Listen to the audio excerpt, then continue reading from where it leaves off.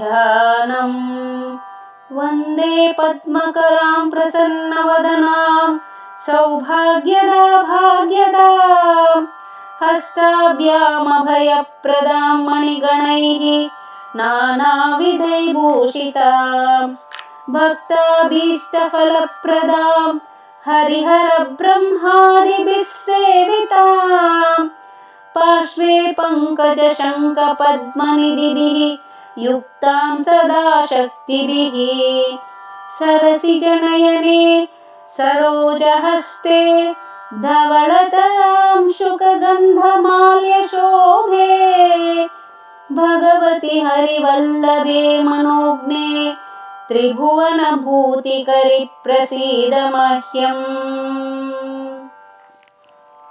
प्रकृतिं विकृतिं विद्यां सर्वभूतहितप्रदां श्रद्धां विभूतिं सुरभिं नमामि परमात्मिकां।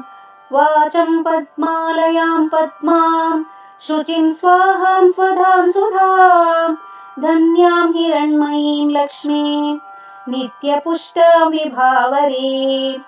अदितिं च दितिं दीप्तां वसुधां वसुधारिणीं नमामि कमलां कान्तां कामां क्षीरोत्सम्भवाम्।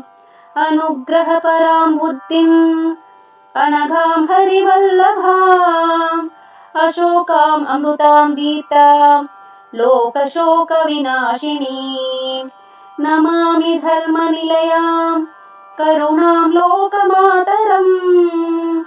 पद्मप्रियां पद्महस्तां पद्माक्षीं पद्मसुन्दरीं पद्मोद्भवां पद्ममुखीं पद्मनाभप्रियां रमां पद्ममालाधरां देवीं पद्मिनीं पद्मगन्धिनीं पुण्यगन्धां सुप्रसन्नां प्रसादाभिमुखीं प्रभां नमामि चन्द्रवदनां चन्द्रां चन्द्रसहोदरीं चतुर्भुजां चन्द्ररूपां इन्दिरां इन्दुशीतलाम् आह्लादजननीं पुष्टिं शिवां शिवकरीं सतीं विमलां विश्वजननीं तुष्टिं दारिद्र्यनाशिनीं प्रीतिपुष्करिणीं शान्तां शुक्लमाल्याम्बरां श्रियम्। भास्करीं बिल्वनिलयां वरारोहां यशस्विनी